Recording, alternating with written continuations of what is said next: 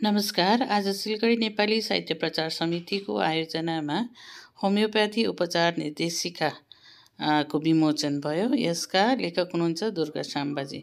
विशेष यो महिला रोगमाथि लेखिएको उपचार कसरी गर्न पर्ने होमियोप्याथीद्वारा छ र त्यसैका केही झलकमा हजुरहरू सबैलाई न्यानो स्वागत छ।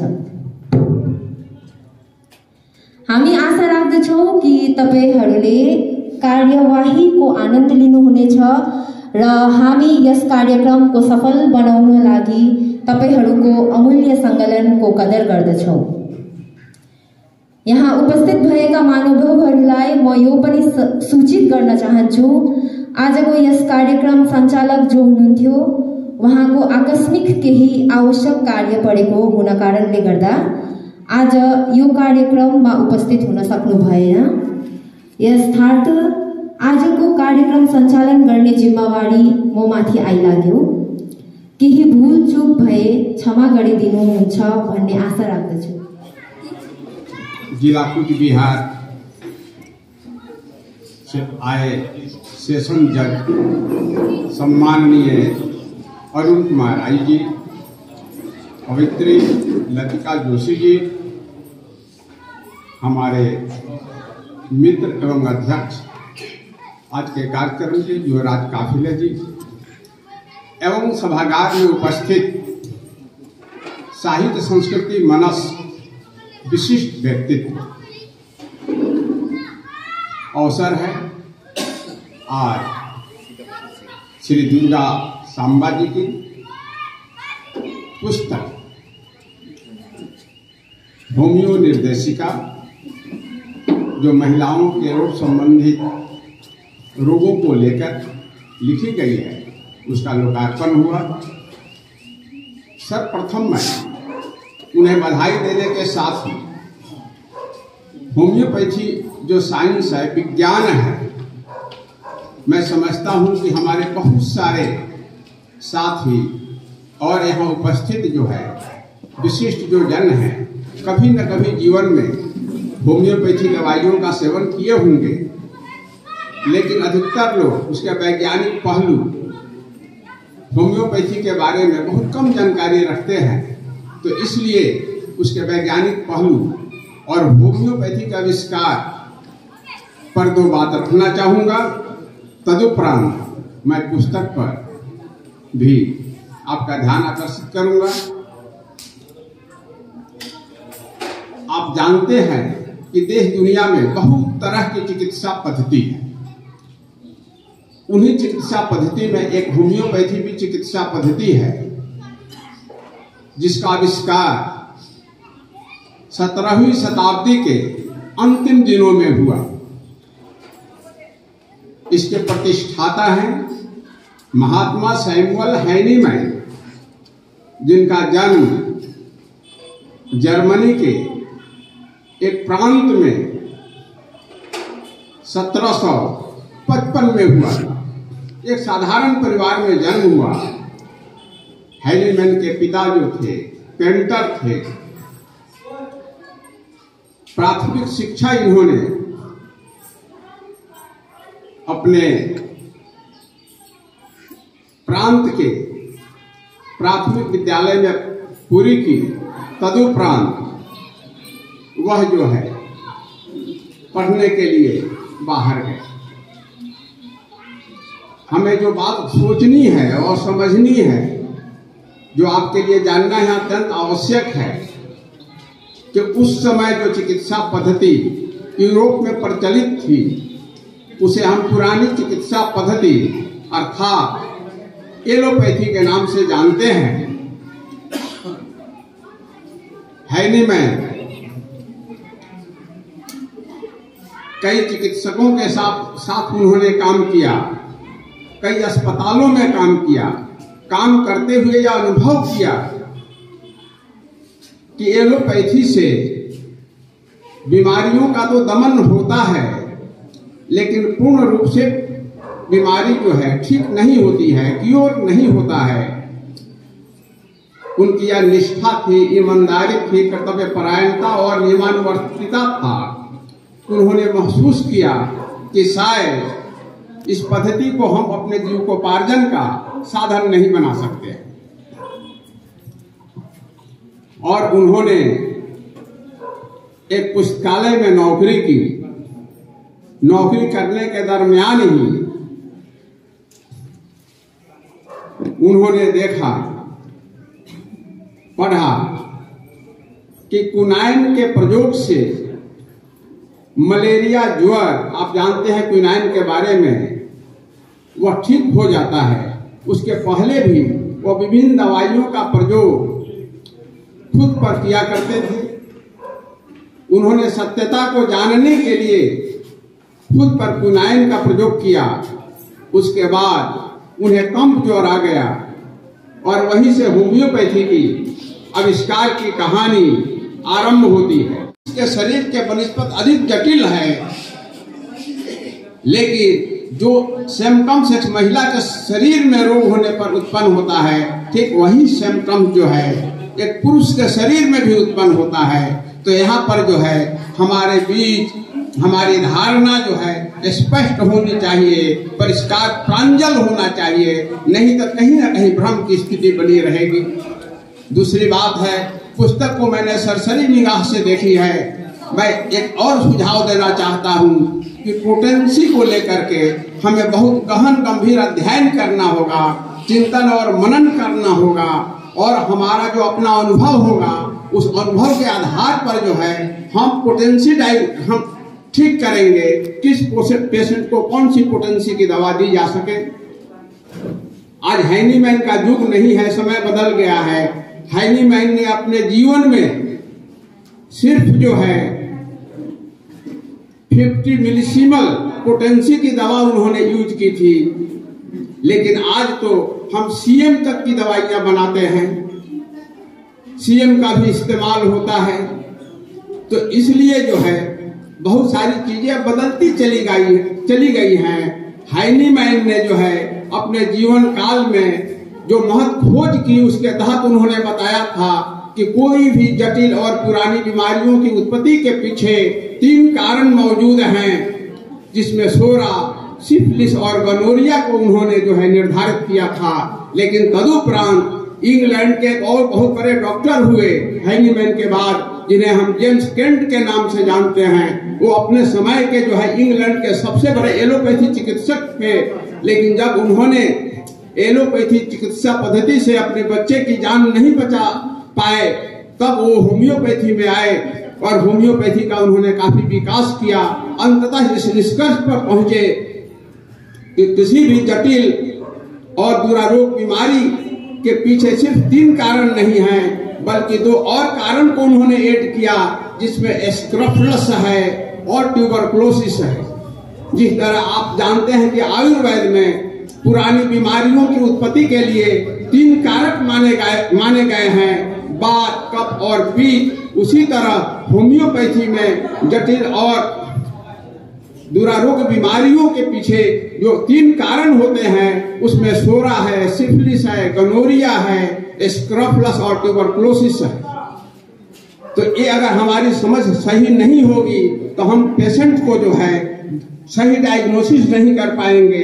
बहुत बार ऐसा होता है कि सिम्टोमोलॉजी के आधार पर हम एक पेशेंट को दवा देते जा रहे हैं, हम समझते हैं कि दवा बिल्कुल ठीक है, लेकिन दवा काम नहीं कर रही है। तब हमें यह समझना होगा उस पेशेंट के भीतर कहीं न कहीं सोराबिस, साइकोसिस, सिफिलिस या गनोरिया के माइजम्स कहीं न कहीं मौजूद हैं। और यह जान करके आश्चर्य होगा कि दुनिया में अभी तक कोई भी ऐसी पद्धति, कोई भी ऐसा टेस्ट विकसित नहीं हुआ है जो जेनेटिक दोष को जो है फाइंड आउट कर सके।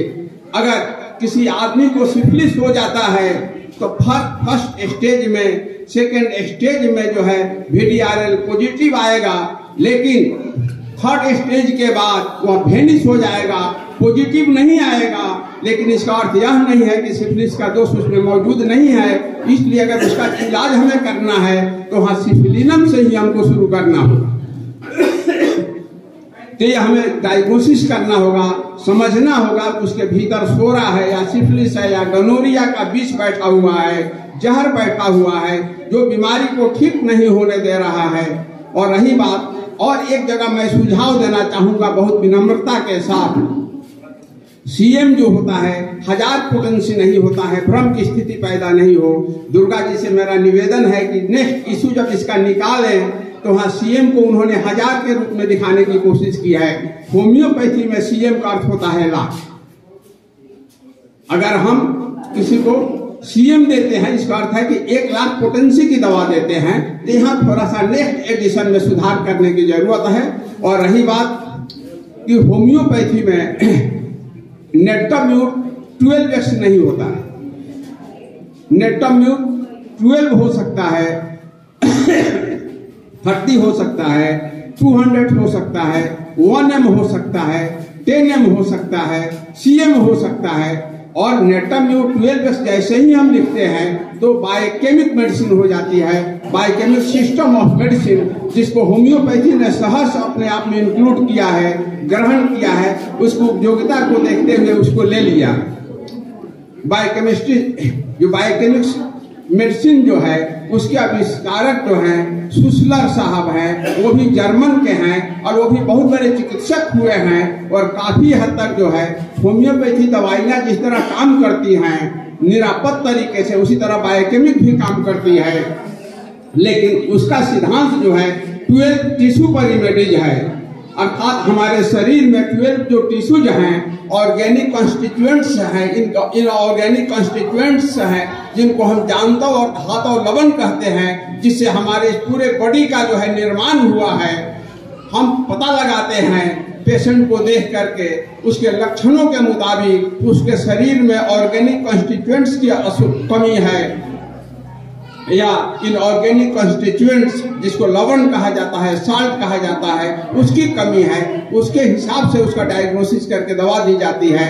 और इसको होम्योपैथी ने भी अपना लिया है। आज बायोकेमिक जो सिस्टम जो है चिकित्सा पद्धति की, वह पूर्ण रूप से होम्योपैथी में अपना ली गई है। तो एक तरह से जो है दुर्गा संबा जी ने होम्योपैथी के प्रचार के लिए जो महत्व कार्य किया, उसके लिए मैं बधाई देना चाहता हूं। और मेरा विनम्र यह आवेदन है कि अगला एडिशन जब पुस्तक का निकले तो कतिपय संशोधन के साथ निकले, उसमें पोटेंसी को लेकर के। ऐसा कहीं कोई नियम नहीं है कि हम जो है 30 या 6 से ही हम इलाज करेंगे।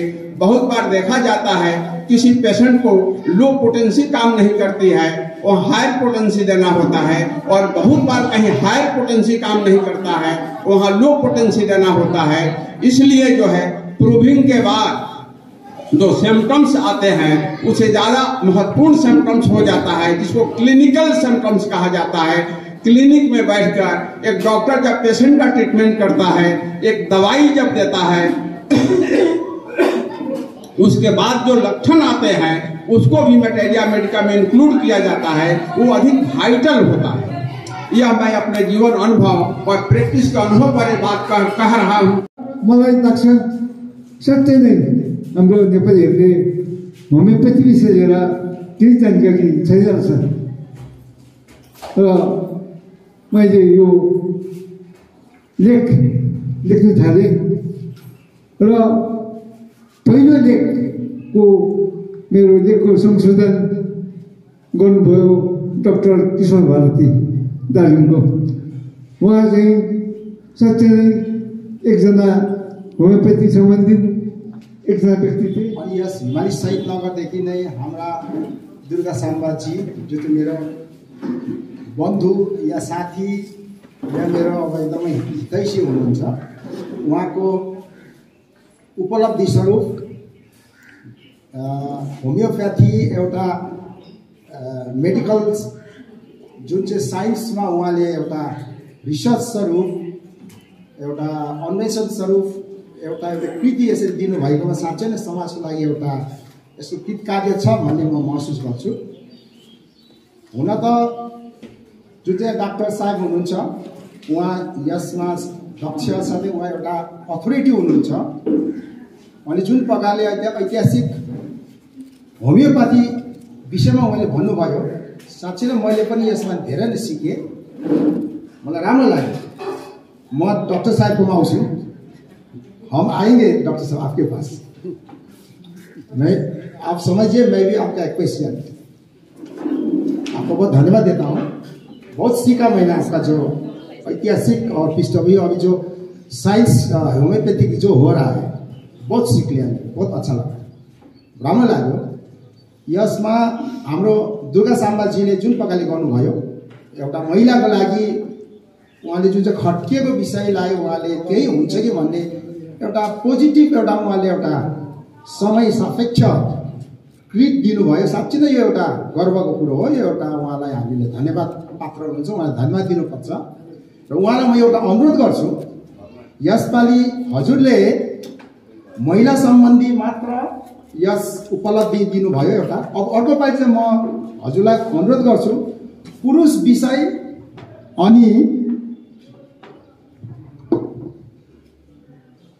धन्यवाद पुरुष विषय अनि शिशु विषय पनि होमियोपैथी विषयमा के यसको अब एउटा छ जुन चाहिँ हाम्रो लागि चाहिन्छ त्यो पनि हजुरले हामीलाई दिनुपर्छ अनि अर्को कुरो हजुरलाई यो पनि अनुरोध गर्दछु अर्को पालि सिर्फ दुर्गा साम्बा एकदम एक्टिभ भएर गएको छ जुन चाहिँ अहिले प्रत्येकको हातमा मोबाइल प्रत्येकको हातमा इन्टरनेट प्रत्येकको हातमा वाट्सएप प्रत्येकको हातमा अब यो फेसबुकहरू छ अहिले प्रत्येक नानीहरू जन्मदाखेरि पनि पाइरहेको छ यो वरदान पनि छ अनि यो श्राप अभिशाप पनि छ यसको लागि चाहिँ विशेष गरेर हाम्रा नानीहरू अहिले नेपालीमा मात्रै होइन हिन्दी भाषी नानीहरू पनि बङ्गला भाषी नानीहरू पनि अरू युरोपहरूतिर त झन् बेसी यसको माने एउटा दुष्प्रचार भइराखेको छ माने यस्तो दुष्प्रयोग भइराखेको छ यसमा हामी विशेष गरेर हामी अभिभावकहरू अति नै आवश्यक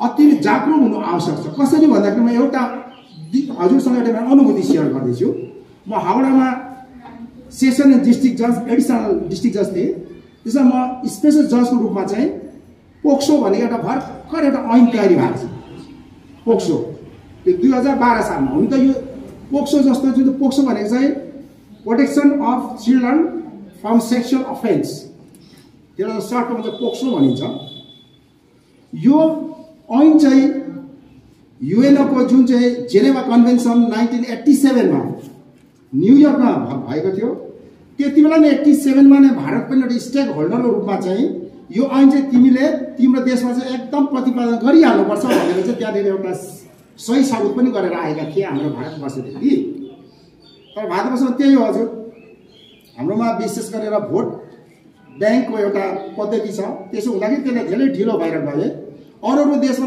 चाहिँ 1990 मा नै 90 को दशकमा नै यो प्रतिपादन भएको थियो यो ऐन तर भारतमा चाहिँ एकदम ढिलो भयो यस्तो मात्रै ढिलो भयो कि विशेष गरेर हाम्रा नानीहरू छन् बच्चाहरू छन् जन्मेका नानीहरू माने त्यो 2 महिना 3 महिना 4 महिना 6 महिनादेखि 16-18 वर्षसम्म त्यसले नाबालिका नाबालक भन्छ अति नै यी नानीहरू चाहिँ हाम्रै घरभित्र शिकार भइराखेको हुन्छ जुन चाहिँ रिपोर्ट अनुसार म्याक्सिमम त्यो नानीहरूको भक्षण गर्ने जो चाहिँ प्रिडेटर भन्छ माने त्यो दुराचारीहरू चाहिँ फेमिली इल्डरहरू नै हुन्छन् एकदम यो डाटाले मैले बोलेको होइन डाटाले भन्छ यो इन्डियन क्रिमिनल ब्युरो रेकर्डको अनुसार आफ्नै फेमिली फ्रेन्डहरू हुन्छन् आफ्नै काका मामाहरू हुन्छन् यतिसम्म चाहिँ आफू स्टेप फादरहरू जो चाहिँ अब त्यो स्टेप फादर हुन्छ साना साना बाउहरू हुन्छन् त्यस्ताहरू हुन्छन् जसको कारणले गर्दाखेरि के ती नानीहरूले भन्न सक्दैन त्यो पनि एउटा बिमार हो वास्तवमा भएको ठुलो रोग हो यो अनि हामी यो कुरो चाहिँ फेरि हामी फेमिली हामी आमा बाबाहरू जस्तो म यहाँ वक्तृता दिइरहेको छु म आफैलाई ठुलो मानिरहेको छु मेरो घरमा पनि सानो नानी छ उनीहरूको अनदेखा गर्छु समस्याहरू पर गर्छु त्यो हुँदाखेरि त्यस्ता जो चाहिँ भक्षकहरू हुन्छन् फेमिली फ्रेन्ड नै हुनसक्छ त्यही गाउँको पडोसीहरू हुन्छ उहाँले चाहिँ फाइदा उठाइराखेको हुन्छ यो कारणले गर्दा चाहिँ भारतवर्षमा 2012 सालमा चाहिँ पोक्सो ऐन त तयारी भयो तर एकदम ढिलो भइरहेको जे होस् माने देरी भयो नि दुरुस्त भएर त आयो अनि यो आधारबाट चाहिँ म हाउडामा 2019 सालमा चाहिँ जज भएर मैले एउटा केस गरेँ। थुप्रो केस, हजार केस गर्नुपर्छ। के होस् भने एउटा केसले चाहिँ मलाई पनि आफैले यति साह्रो आत्मग्लानी भएर गयो, म आफैले झस्किएँ। अरे बाफरे, यस्तो पनि हुँदो रहेछ। कस्तो? एउटा नानी हुन्छ, एकदम हाई फाई फ्यामिली, उसको बाउ आइएस, आमा डाइरेक्टर, व्यस्त छ। त अहिले हामी छौँ नि, अब मेरो आफ्नो एम्बिसन छ, मेरो वाइफको आफ्नो एम्बिसन छ। हस्बेन्डको एउटा एम्बिसन हुन्छ, वाइफको एउटा एम्बिसन हुन्छ। त्यो हुँदा के हुन्छ, छोराछोरी नेग्लेक्टेड। एउटै छोरी 14 वर्ष पुगेको, कन्भेन्ट एडुकेसन, बाउले पनि टाइम दिन नसक्ने, आमाले बेला नदिने, तर आमासँग चिडिने, आमाले जहिले पनि भन्दाखेरि आमासँग रिसाउने, त्यस्तो अवस्थामा। तर त्यो अवस्था चाहिँ उसको वाइफ, उसको आमाले चाहिँ बाउ बाबासँग चाहिँ भनिरहेछ यस्तो अवस्था भइरहेछ, के गर्नु? बाउ पनि छुट्टीमा आएर छोरीलाई सम्झाउने कोसिस गर्छ, कन्फिडेन्टमा ल्याउने कोसिस गर्छ, तर हुँदैन। त्यो त भयो, बाउ आफ्नै समस्या माने आफ्नै प्रोफेसनमा गयो। एकदम यथार्थ घटना मैले भन्दैछु हजुर, मैले जुन चाहिँ केस ट्रायल गरेको भन्दैछु। अन्त त्यो केस ट्रायल भएर उयो पनि भयो, डिस्कस पनि भयो, के अरे त्यो उयो जजमेन्ट प्रोनाउन्स पनि भयो। त्यो कारण मैले भन्दैछु, यदि पेन्डिङ भयो मैले भन्ने थिइनँ। अच्छा भयो, के भनिकन नभन्नु बोरिङ हुन्छ न, म यहीँ स्टप गर्छु। इन्ट्रेस्ट भन्छ भन्छु है हजुर। अनि डक्टर साहब, मे आई प्रोसिड फर्दर?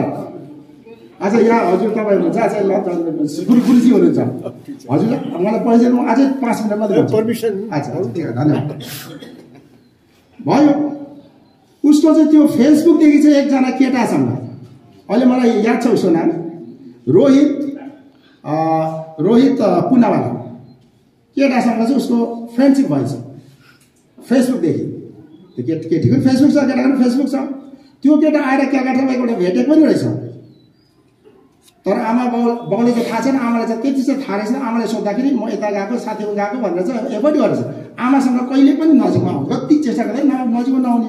आमा पनि त्यहाँ अब भुल किन भन्दाखेरि जति केटीलाई टाइम दिनुपर्ने छोरीलाई दिनु सकेको छैन। लास्टमा जुन इल फेटेड घटना चाहिँ कहिले भयो भन्दाखेरि आमा घरमै थिइन्, बाबा त दुर्गापुरमा पोस्टिङ, फट्टै निक्लेर गयो छोरी। नजान छोरी भनेर कति सम्झाउँदै मानिन, जिद्दी प्रकारको एउटा हट टाइपको केटी थिए। त्यहीबाट जेहेतु आमा बाउको समय दिन नपाएकोले गर्दा ती नानीमा त्यो डेभलप थिए। त्यहाँदेखि 5 बजी बेलुका भयो, फर्किन, 6 बजी पनि भयो, फर्किन। आमाले फोन गर्छ, स्विच अफ आयो छोरीलाई, 14 वर्षको नानी, स्विच अफ भयो। त्यहाँदेखि बाबालाई फोन गर्यो, मेरो फलाना भएको मेरो छोरी गयो, बाबा हेर्नुहोस् फोन अहिले स्विच अफ छ, अहिलेसम्म चाहिँ त्यो छ, स्विच अफ छ।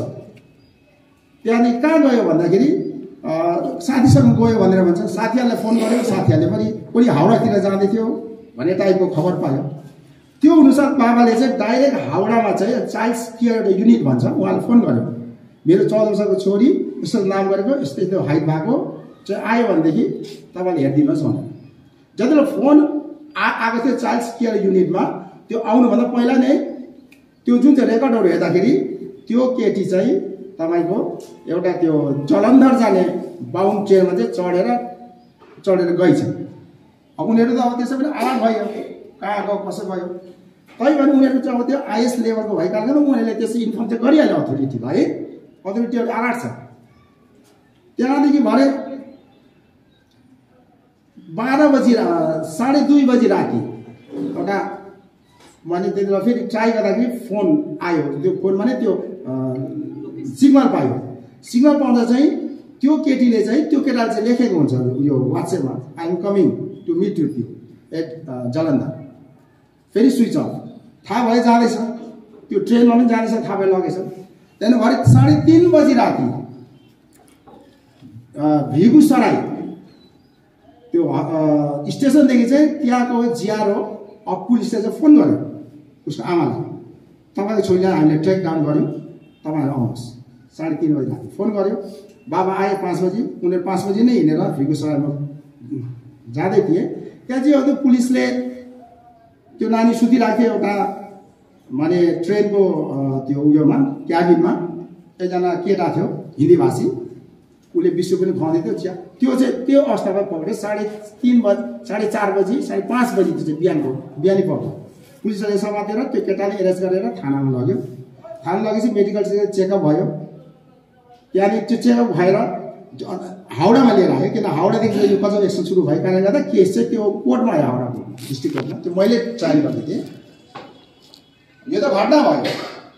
जब ट्रायल गर्दाखेरि जुन चाहिँ थाहा भयो, ठिक त्यो 5 बजीदेखि बेलुकादेखिको बेलुका 5 बजीदेखि बिहान 3 बजीभित्रमा त्यो केटीलाई सर्वनाश गरिदिएको थियो थाहा। त्यो ट्रेनमा कसरी सर्वनाश गरेको हेर्नुहोस्। सानो भुलले गर्दा कहाँदेखि कहाँ पुग्छ घटना। कसरी सर्वनाश गरेको, त्यो केटी चढे एउटा बिचरा कहीँ नगएको 14 वर्षको केटी, त स्मार्ट केटी। अब आफैले स्मार्ट मान्छेको अहिलेको छोराछोरीहरू बाबुआमासँग टाढो भएपछि है, बाबुआमाको सबभन्दा ठुलो गल्ती मान्छ। यो पनि एउटा मलाई लाग्छ डिजिज हो, सोसियल डिजिज हुन्छ है। गयो चढ्यो, उसले जेनरल टिकट काटेछ। जेनरल टिकट काटेर यसो हेरेछ, ट्रेन एकदम घुइँचो, एकदम मान्छे भिड। हजुरलाई थाहै भएको कुरो हो, एउटा कम्पार्टमेन्ट चाहिँ खुला देखेछ, शान्ति। अन्त त्यहाँ चढेछ कम्पार्टमेन्टमा, उसलाई थाहा छैन, खुला देख्यो, चढेर मजाले बस्यो।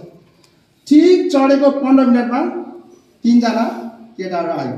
एकजना 22 वर्ष, एकजना 24, एकजना 27 वर्ष पुगेको। तिनीहरू हिन्दीमा बोल्ने हिन्दी भाषी। भरे बुद्ध तिनीहरू चाहिँ आर्मीहरू रहेछ। त्यो केटी कहाँ चढ्यो, आर्मी क्याबिनमा चढेको रहेछ। अन्त भने हिन्दीदेखि त्यो केटी हिन्दी फ्लुएन्ट बोल्ने, बङ्गलाभाषी त हिन्दी फ्लुएन्ट बोल्ने, इङ्ग्लिस पनि फ्लुएन्ट बोल्ने केटी, सानो 14 वर्षको केटी।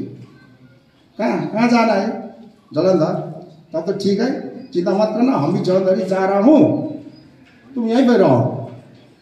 एकदम हिन्दी भाषा कन्फिडेन्ट नराख्यो केटी, ठिकै छ। जब त्यहाँदेखि त्यो केटाहरू आएपछि 15 मिनट बादमा चाहिँ उनीहरूले सोध्यो हिन्दीदेखि, अच्छा के तिमीले कुनै चाहिँ लिकर खाएको छौ, रक्सी खाएको छौ? केटी निश्चय नै खाएको छुइनँ, सानो केटी खाएको छुइनँ। खान्छौ? अफर गरे, खाँदिनँ। एकजना केटा उसको छेउमा यहाँ बस्यो, जुन चाहिँ केटीले भनेको इभिडेन्स म भन्दैछु हजुरलाई, मैले रेकर्ड गरेको। एकजना केटा यहाँ बस्यो, त्यो केटीलाई यहाँ राख्यो, 14 वर्षको केटीलाई। अघिपट्टि एकजना केटाले चाहिँ उसको ब्यागदेखि हुस्की निकाल्यो, खाऊ न हिँडिरहेको भन्यो, होइन खाँदिनँ। जबरजस्ती उसलाई खुवायो, जबरजस्ती खुवायो। बिचरा सानो 14 वर्षको केटीले के रेस्ट्रिक्ट दिनु सक्छ हेर्नुहोस् त। बडा यो ठुलो यो यसलाई चाहिँ एउटा मेरो समाजलाई पनि जागृत गराउन म चाहन्छु। मेरो यो पनि एउटा म एउटा यो चाहिँ पनि म एउटा के लाग्छ भन्दाखेरि एउटा डिजिजै लाग्छ क्या, त सोसियल डिजिजै लाग्छ। खुवायो, जब खाएपछि बिचरा फर्स्ट टाइम एक्सपिरियन्स उसले अब खायो, उसलाई एक प्रकारको अब अनइजी फिल भयो, त्यहाँबाट वासरुममा जाने फिल भयो त्यो केटी। अन्त सोध्यो उसले हिन्दीदेखि नै, यहाँ पे वाशरूम कहाँ है, वहाँ पे जाओ। देखाए, गयो बिचरा सानो नानी, राति ठिक 10 बजीतिर। जब वाशरूममा गयो, उसले त्यहाँनिर एटेन्ड गर्यो नेचर्स कल। जब खोलेको थियो वाशरूमको बाथरुमको त्यो दरवाजा, एकजना पछिदेखि धक्का दियो। त्यो केटीले पनि भित्रदेखि एकदम बजाउन चेष्टा गर्छ, तर त्यो 14 वर्षको केटीले के सक्छ, जबरजस्ती एकजना, त्यो 3 जनामा एकजना चाहिँ हिन्दी भाषी नै आएर भित्र बस्छ। त्यति बेला धक्काधक्की गर्दाखेरि त्यो सानो बच्चाको यो पनि काटेको थियो, त्यो पनि इभिडेन्समा आएको छ, काटेको थियो, रक्त निक्लेको है। त्यो गर्दाखेरि अन्त उसलाई त्यति बेला नै त्यही बाथरुममा नै उसले सर्वनाश गर्छ। त्यति बेला त्यो फौजी त्यो गऱ्यो। फेरि उसँग अर्को केटा आयो, जो चाहिँ यहाँ र यहाँ बस्ने। यताकोले फर्स्ट सर्वनाश गरे त्यो केटीलाई, अर्कोले सर्वनाश गरे त्यो केटीलाई। गरेर रातभरिमा जति बेलासम्म त्यो रेस्क्यु गऱ्यो त्यो भिगुसराई स्टेसनमा, उसलाई 6 पल्ट सर्वनाश गरिसकेको थियो 2 जना केटा। अब उसको सर्वनाश चाहिँ फर्किन्छ हजुर, त्यो नानीको 14 वर्ष पुगेको केटी भयो, रेस्क्यु त गरेर आयो। तर सबभन्दा ठुलो पेथेटिक कुरो कहाँ थियो भन्दाखेरि त्यो केटीले भन्दैछ, त्यो सानो नाबालिकामा त्यो चाइल्डले भन्दैछु साखीमा आइराखेको छ। जब त्यो सर्वनाश भएर गरेपछि 6 पल्ट गरेपछि कन्टिन्यू रिपिटेडली त्यो केटी बेहोस जस्तो हुन्छ, उसलाई लिएर आएर त्यो डेनमा सुताउँछ। अन्त त्यो 2 जना त्यो रक्सी खुवाउने चाहिँ उसले त्यस्तो केही गरेन। त्यो 2 जना जो चाहिँ छेउछेउ भने चाहिँ 6 पल्ट उसलाई चाहिँ गरेको, एकदम रिपिटेडली भनेको छ, गरेको छ, गऱ्यो भनेर। इभिडेन्स पनि आएको छ, मेडिकल पनि सब आइसकेको छ त्यो है। अच्छा त्यो भयो। सबभन्दा ठुलो कुरो के छ, जब त्यो अवस्था भएपछि त्यो 2जना 3जनाले चाहिँ त्यहाँ हिन्दीमा कुरा गर्दैछ, उसले सुन्दैछ, अनकन्सियस टाइप भयो सुन्दैछ। अब यो त हामीले यस्तो गऱ्यौँ, हामीले त पुलिसको हातमा पर्नु सक्छौँ, हामी त फौजी त हो, बोल्दैछ उनीहरू।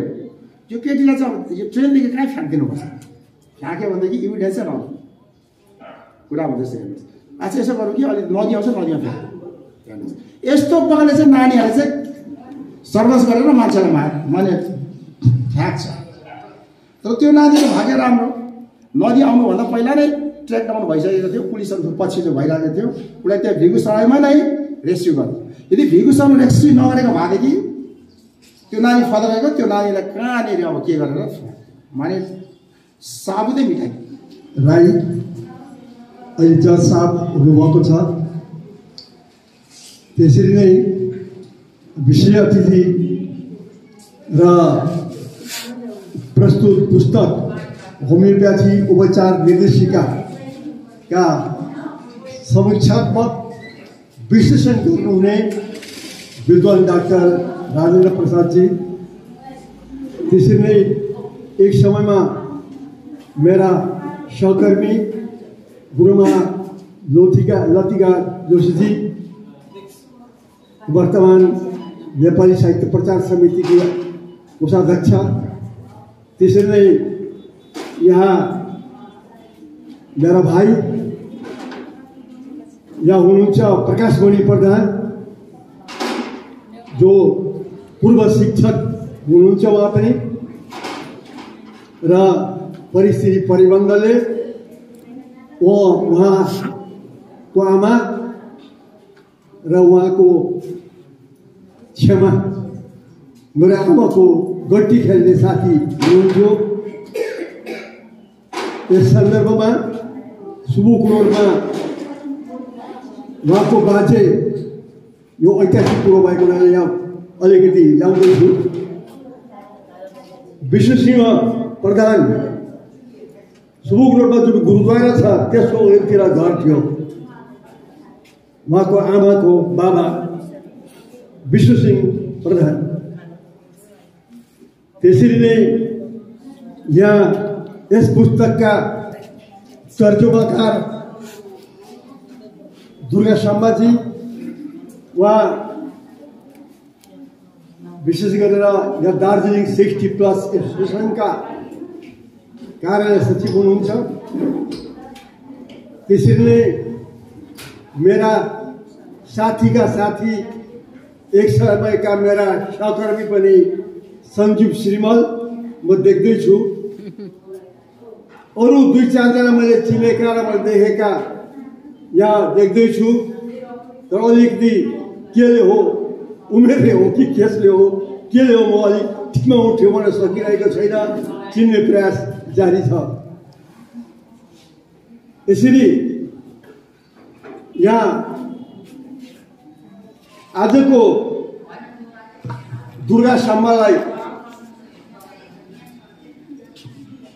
यो पुस्तक लेख्न, यो पुस्तक छाप्न अर्थ पनि दिएर सहयोग गर्नुहुने, यो नाम म बिर्सिन्छु भनेर हेर्दैछु, श्रीमती सुधा सुब्बा र उहाँका नानीहरू। यहाँ एकजना त यहाँ कार्यक्रम सञ्चालिका छन् आज, र यसरी यहाँ युवावर्गको पनि उपस्थिति छ। र सर्वप्रथम म यहाँ श्रीमती सुधा सुब्बालाई यहाँ मञ्चमा आइदिने हार्दिक अनुरोध गर्छु। चिनेको होला, हजुर होला, त्यो चाहिँ थाहा भएन। अघि खाएँ एकपल्ट कि।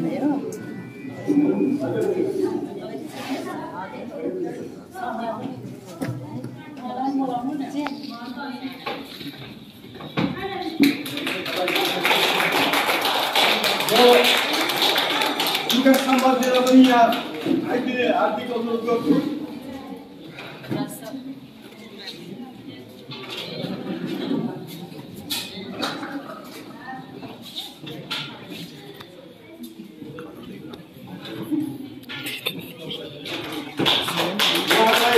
सेवाको यसरी अरू वर्षमा एकपल्ट एउटा किताब डिस्क्लोज भएर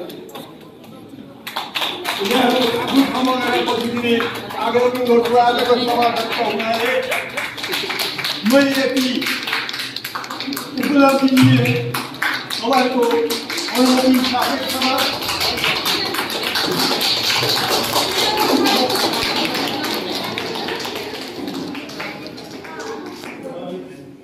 र यहाँ दुर्गा शर्माजी आफ्नो कर्म जीवनमा हामी लामो अवधिमा काम गरेको पाउँछौँ। पुस्तकालय अध्यक्षको रूपमा पुस्तकालय अध्यक्षको रूपमा रहेर त्यो पुस्तकालयमा जे जति पुस्तकहरू आए, जे जति पत्रिकाहरू आए, उनले बडो गहिरोसँग अध्ययन मात्र गरेर मनन गरे, चिन्तन गरे, लेखन गरे। बडो उपलब्धि हो यो। त उनले आजका जुन समयमा उहाँले हायर सेकेन्डरी पास गरे त्यतिखेर भन्दा उनले त हायर सेकेन्डरी भन्दा बढी अवस्था र व्यवस्था र सामाजिक परिवेश र पारिवारिक पृष्ठभूमिमा त्यसमाथि औपचारिक रूपमा उक्लिन सकेनन्। तर आज कमसेकम एउटा परिवारमा 10 जनाको परिवार छ भने 4 जनादेखि 5 जना स्नातक नै हुन्छ, स्नातक नै छन्। आजको परिवेशमा मेरै घरमा पनि 9-10 जना परिवारमा 5-6 जना त स्नातक नै छन्, उदाहरण बताएको मैले। तर उहाँको समयमा अथवा हाम्रो समयमा पनि भन्छु म, मेरो पनि समयमा त्यो पास गर्नलाई जति ग्रेजुएसनसम्म पढे त्यसले किताब पल्टाएर हेरेनन्। किताब नपल्टाउने बानी बडो दुर्लभ छ। पत्रिका पल्टाएर हेरेनन्। अनि केही समाचार पत्र पनि पढ्दैनन्। अनि टिभी रेडियो पनि समाचारहरू आउँछन् र हाम्राहरूले के गर्छन्, नाच र गीत र धारावाहिक हेर्छन्। बडो दुर्लभ छ, बडो अप्ठ्यारो कुरो छ। र हामी प्रत्येक घरमै कवि छौँ, लेखक छौँ, हामी पढे लेखेका छौँ। हाम्रो समयभन्दा अघि कुरा गर्दैछौँ, पहिला थियो त्यस्तो। मेरो आफ्नै जमानामा पनि ठिक त्यस्तै, यहाँ दुर्गा शर्माजीको जमानामा पनि अहिले बडो अवस्था सुध्रिएको छ। तर हामी गर्दैनौँ भने हामी प्रत्येकले यस्तो किताब लेख्न सक्छौँ।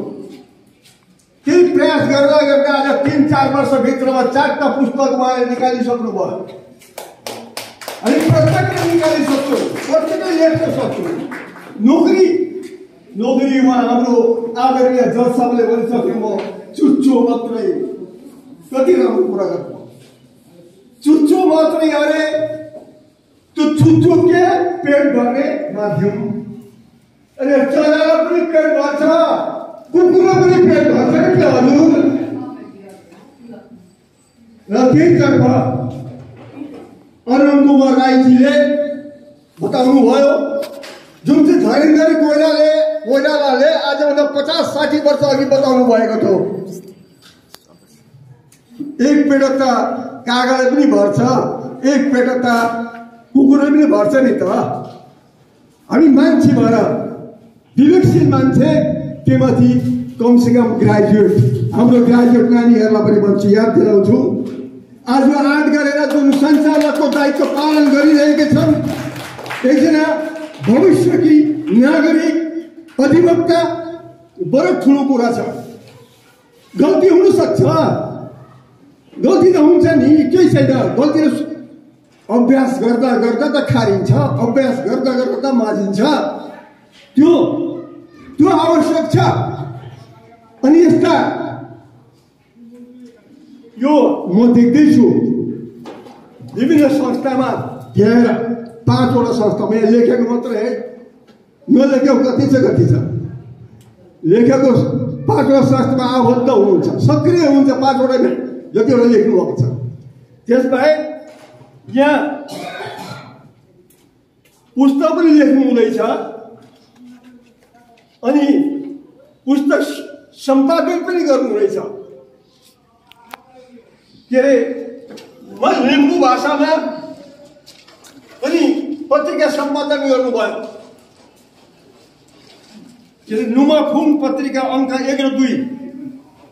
त्यसो मेरो पनि एउटा लिम्बूको बारेमा, लिम्बू जातिको बारेमा लेख उहाँले मागेर प्रकाशित गर्नुभयो। के अरे नाम मैले बिर्सिसकेँ।